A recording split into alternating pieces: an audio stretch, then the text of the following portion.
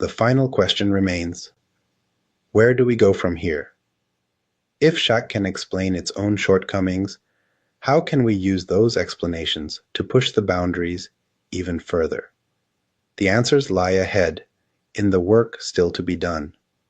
As I reach the culmination of the researchers' work, I find myself staring at a summary of everything they built, learned, and envisioned for the future. This isn't just the end of a project, it's the beginning of a new chapter. The slide is labeled Conclusion and Future Work, and it serves as both a reflection and a roadmap. First, the key findings of Schacht. The researchers' work effectively disentangled syntactic structures from the hidden layers of transformer encoders, unlocking a new level of understanding in natural language processing. Schacht excelled in named entity recognition, NER, and chunking tasks, achieving F1 scores of 79.76 on Genia for nested NER and 91.74 on CoNLL 2003 for flat NER. For chunking, it reached an impressive 96.61 F1 on CoNLL 2000. These numbers represent more than just benchmarks. They're proof that Schacht wasn't just another model. It was a bold attempt to bridge the gap between surface-level understanding and the deeper complexities of language. But every success comes with challenges, and the researcher was keenly aware of them. One of the biggest issues was in the classification phase. Despite Schacht's ability to disentangle syntax and semantics, aligning its binary trees with full constituency trees remained difficult.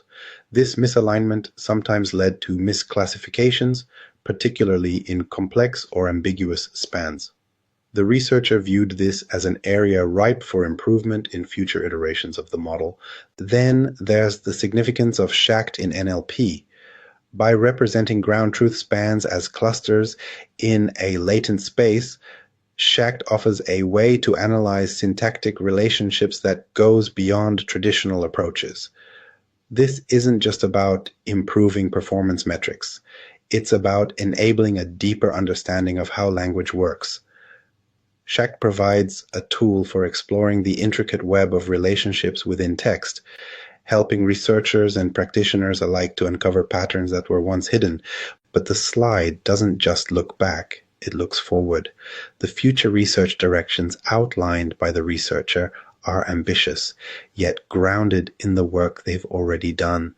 They envisioned applying Schacht to other languages and syntactic structures, such as dependency trees, to broaden its applicability. They also proposed integrating more complex entity types to push the boundaries of span recognition further. These ideas suggest that Schacht was never meant to be a finished product. It was a foundation, a starting point for what's possible in transformer-based architectures. As I read these final notes, I can't help but feel the researchers' passion for their work. This wasn't just about building a better model, it was about advancing the field, about challenging what we think we know about language and the systems we use to process it.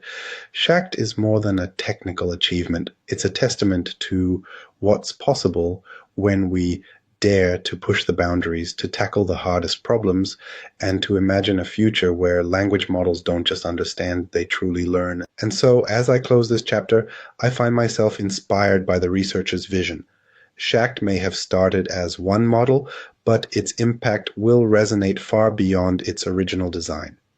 The question now is, how will we take this work forward? How will we build on what the researcher achieved to create models that not only reflect the complexity of language, but help us understand it in ways we've never thought possible?